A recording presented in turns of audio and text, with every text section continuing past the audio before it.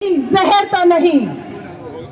और आज अग्निपथ भर्ती योजना पे पूर्व सेना के प्रमुख ने चिंता जाहिर की है। ध्यान से सुनिएगा और इस सरकार को चेतावनी दे रहे हैं। ये धमकी लगे, धमकी, चेतावनी हो चेतावनी। 17 साल का नौजवान, क्या उम्र है? 17 साल, 12वीं की पढ़ाई भी पूरी नहीं की, भर्ती में शामिल कर लिया है। आधुनिक हथियारों की ट्रेनिंग मिल चुकी है उसे। क्या है? अग्निपथ भर्ती के नाम पर आधुनिक हथियारों की ट्रेनिंग उस 17-18 साल के युवा को मिल गई है। सरहदों की खुफिया जानकारी मिल गई है। वो उस सरहद से 4 साल में वापस यही आने वाला है। और अगर वो बेरोजगार रहा तो इनसे ज्यादा घातक हो सकता है। वो ये चेतावनी दे रहे हैं। संभाल लीजिए समय रहते इन्हें और उन्हें भी, जो आने वाले हैं आधुनिक हथियारों की ट्रेनिंग लेकर, वो कितने घातक हो सकते हैं। ये घातक मणिपुर 8 महीनों से जल रहा है। पुलिस थानों से हथियार 3,000 हथियार लूट लिए गए। आपस में खून हो रहा है। प्रधानमंत्री मोदी जी मणिपुर नहीं चाहते हैं। आज लोकसभा में, राज्यसभा के जो हमारे अध्यक्ष हैं, उपराष्ट्रपति, उनकी मिमिक्री की है, बहुत आहत है। किसी ने उनकी एक्टिंग कैसे कर ली। अरे प्रधानमंत्री जी, आपका वीडियो वायरल है। आप तो प्रधानमंत्री हैं, सर्वोच्च पद पर बैठे हैं, संसद के अंदर, संसद के भीतर पटल पे आप किसकी मिमिक्री कर रहे हैं? ये रास्ता तो आपने दिखाया है। हमने तो सिर्फ आपको आईना दिखाया है। हमने आईना दिखाया है। और अब ये आईना दिखाने से हम डरेंगे नहीं। मैं हर युवा को कहूंगी जो यहाँ पर उपस्थित हुआ है, एक एक युवा इस सरकार की नींव हिला देगा। 100 दिन है, 100 दिन है। निकल जाइए अपने घरों से, उठा लीजिए कांग्रेस का तिरंगा झंडा अपने हाथों में।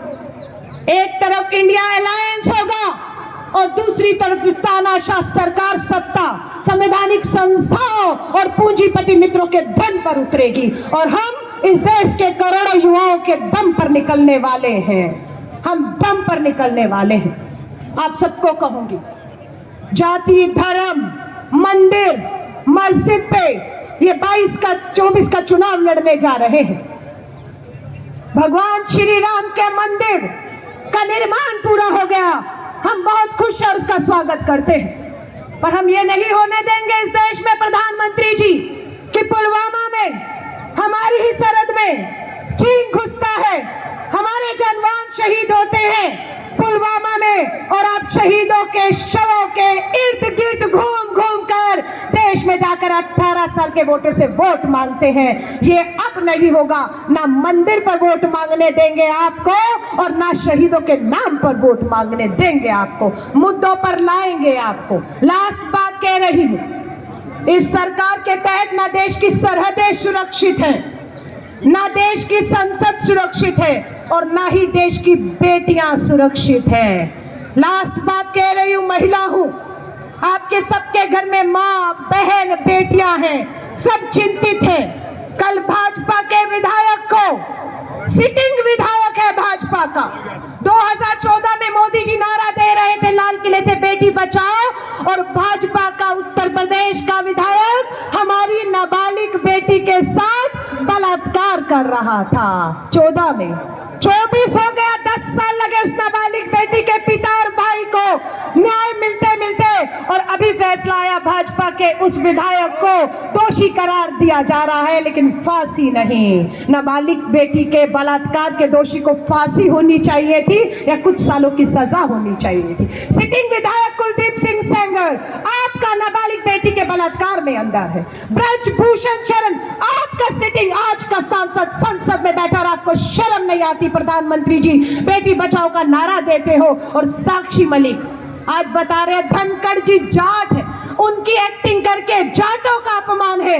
मैं जाट भाइयों से पूछना चाहती हूँ, क्या साक्षी मलिक जाट नहीं? क्या वो आपकी बहन नहीं? जब भाजपा के एक सांसद ने उसके गिरेबान में हाथ डाला तब जाट भाइयों की अस्मिता और उस पर आंच नहीं आई। धनखड़ की इज्जत है, लेकिन क्या हमारी बेटियों की इज्जत नहीं है कि बलात्कारी सांसद विधायक आपकी पार्टी में आज भी सम्मान से बैठे हुए हैं?